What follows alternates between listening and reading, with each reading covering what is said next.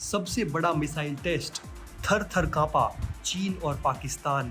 भारत का सबसे बड़ा मिसाइल अटैक, अब पाकिस्तान कर रहा है रूस को ब्लैकमेल। भारत को लाया बीच में, भारत ने कर दी उसकी पैंट गीली। तो दोस्तों, भारत ने बजाई चीन और पाकिस्तान की बैंड, अब दोनों की लगी लंका।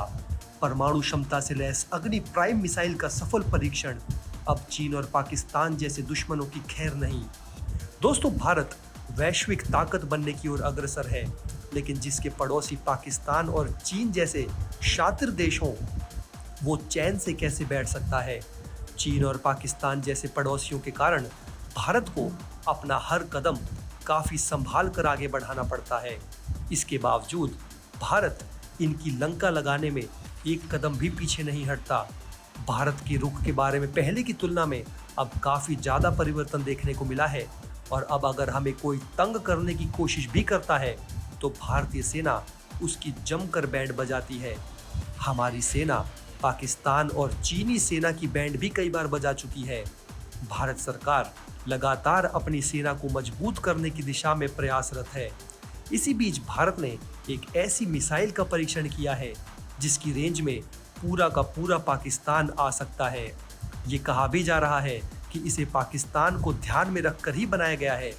दरअसल भारत ने अग्नि प्राइम मिसाइल टेस्ट का तीसरी बार सफल परीक्षण किया है। ये नई पीढ़ी की मीडियम रेंज बैलिस्टिक मिसाइल है, जिसे पूरी देश स्तर में विकसित किया गया है। अग्नि प्राइम मिसाइल पिछले मिसाइलों से कई तरह से अलग है। इसकी मारक क्षमता ज़्यादा है और साथ ही साथ इसकी रेंज भी अधिक है। ये मिसाइल 1000 से 2000 किलोमीटर तक टारगेट को नेस्तनाबूद कर सकती है। साथ ही साथ ये सतह से सतह पर मार करने वाली न्यूक्लियर केपेबल मिसाइल है। ध्यान देने वाली बात यह है कि ये अग्नि मिसाइल श्रृंखला की छठी मिसाइल है। अग्नि सीरीज में ये सबसे छोटी और हल्की मिसाइल है। इसके कारण इन मिसाइलों को एक जगह से दूसरी जगह लेना और तैनात करना आसान हो जाता है, और ये सेना को बड़ी फ्लेक्सिबिलिटी देता है। दोस्तों, ये अग्नि प्राइम मिसाइल यानी अग्नि पी देश की मिसाइल डिफेंस सिस्टम को मजबूती देगा। ये नेविगेशन और गाइडेंस सिस्टम से लैस है, जिसके कारण ये दुश्मनों के ठिकाने को ढूंढ कर निशाना बना लेती है। अगर इसके वजन की बात करें तो ये अग्नि 3 मिसाइलों के वजन का आधा है। आपको बता दें कि मध्यम दूरी का ये बैलिस्टिक मिसाइल 10.5 मीटर लंबा और 1.5 मीटर चौड़ा है। भारतीय स्ट्रेटेजिक कमांड फोर्स के जवानों ने आज इसका परीक्षण किया है। वैसे तो भारत के पास पहले से ही अग्नि 1 से लेकर अग्नि 5 तक की मिसाइल मौजूद है, और इन सभी मिसाइलों का सफलतापूर्वक भारत परीक्षण भी कर चुका है। इसके साथ साथ अब भारत अपने कई मिसाइलों में अत्याधुनिक गुण भर के उनका परीक्षण कर रहा है। अत्याधुनिक साजो सामान से लैस इस मिसाइल का वजन करीब 11,000 किलो का होता है। ये बेहद आसानी से 1.5 से 3 टन का वॉरहेड तक ढो सकती है। इसे लंबे समय तक स्टोर करना संभव है, और साथ ही इसे सड़क से भी छोड़ा जा सकता है। ये अग्नि सीरीज मिसाइलों का सबसे एडवांस्ड वेरिएंट है। इसे DRDO द्वारा विकसित किया गया है, और भारत ने तीसरी बार इसका सफल परीक्षण कर लिया है। इससे पहले पिछले साल 18 दिसंबर और 28 जून को इसका सफल परीक्षण किया गया था। DRDO की ओर से विकसित ये मिसाइल 2 स्टेज में काम करती है। इसमें 2 इंजन होते हैं, जो अब पाकिस्तान के लिए बुरा सपना बनकर उसकी नींद हराम करेगा। दोस्तों, भारत के इस खतरनाक मिसाइल के सफल परीक्षण को देखकर हमारे पड़ोसियों की जमकर सुलगी होगी, और उनका भारत के मिसाइल भंडार में पहली ऐसी मिसाइल है जिसे MIRV यानी multiple independently targetable re entry vehicle घोषित किया गया है। इसी से आप इसकी क्षमता का अंदाजा लगा सकते हैं, और सबसे महत्वपूर्ण बात तो ये है कि ये पूरी तरह से स्वदेश में ही निर्मित और विकसित की गई है। इसकी रेंज के बारे में लगभग पूरा पाकिस्तान आ जाता है। अब पाकिस्तान अपनी गंदी और नापाक सोच को आगे बढ़ाने से पहले 1000 बार सोचने पर मजबूर हो सकता है। आपको बताते चलें दोस्तों, अब हर क्षेत्र में आत्मनिर्भर होने की ओर भारत आगे बढ़ रहा है। अब दोस्तों, हम अपने हथियारों को भारत में ही बना के दूसरे देशों में निर्यात करते हैं। दोस्तों, इस पूरे मुद्दे के बारे में और अग्नि मिसाइल के बारे में आपकी क्या सोच है? आपको क्या लगता है? ये दोस्तों हमें नीचे कमेंट बॉक्स में कमेंट करके ज़रूर बताइए।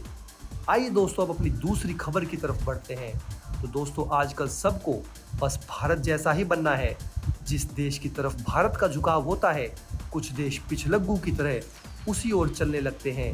इतनी देखा देखी करना भी अच्छी बात नहीं होती, लेकिन ये बातें एक देश के लिए समझना बड़ा ही मुश्किल हो गया है।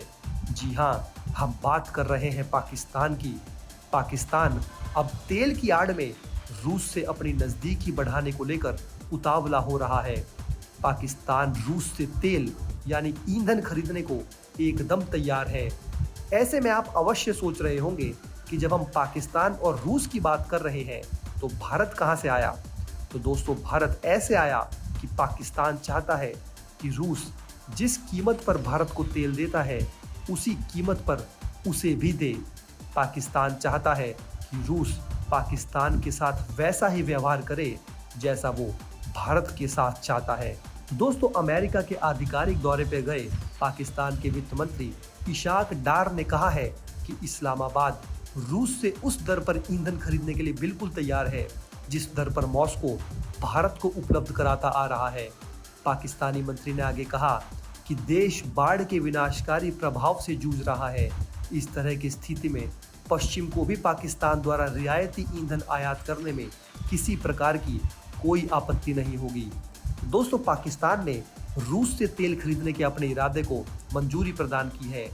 वहीं पाकिस्तान के द्वारा इस तरह की बात तब सामने आई जब अमेरिका के राष्ट्रपति ने पाकिस्तान को लेकर एक विवादित बयान दे दिया था।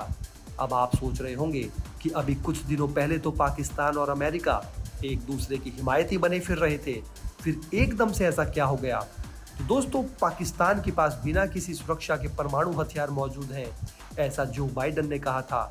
वहीं पाकिस्तान के प्रधानमंत्री शहबाज शरीफ ने उनके बयान की बहुत ज़्यादा निंदा की है और पाकिस्तान कहा है कि पाकिस्तान एक जिम्मेदार परमाणु राष्ट्र है, लेकिन उसके पास बिना औकात के परमाणु बम मौजूद हैं। वहीं साथ ही साथ दोस्तों पाकिस्तान का रुपया भी कमजोर होकर निचले स्तर पर आ गया है। आज के वर्तमान समय में डॉलर की कीमत 223 रुपये है। पाकिस्तान की विदेशी मुद्रा भंडार की बात करें तो ये गिरकर 9.3 अरब डॉलर तक पहुंच गया है, जिस कारण शहबाज शरीफ सरकार अपने खर्चों में तेजी से कटौती भी कर रही है। दोस्तों ऐसे में पहली बार नहीं है जब पाकिस्तान के द्वारा रूस से तेल आयात करने के विषय पर बात हुई हो। इससे पहले भी वो इसका इरादा रखते थे। तो दोस्तों ऐसे में पाकिस्तान को इस समय बस अपने देश और देश के लोगों के बारे में विचार विमर्श करने की ज़रूरत है, क्योंकि अगर वो ऐसे ही करता रहा तो उसे अपने देश की आर्थिक स्थिति सुधारने में काफ़ी समय लग जाएगा। ऐसे में पाकिस्तान को फिर से दुनिया भर से भीख मांगनी पड़ सकती है। इस पूरे मुद्दे पर दोस्तों आपकी क्या राय है? आप इसके बारे में क्या सोचते हैं? इसके बारे में दोस्तों हमें नीचे कमेंट बॉक्स में कमेंट करके ज़रूर बताएं।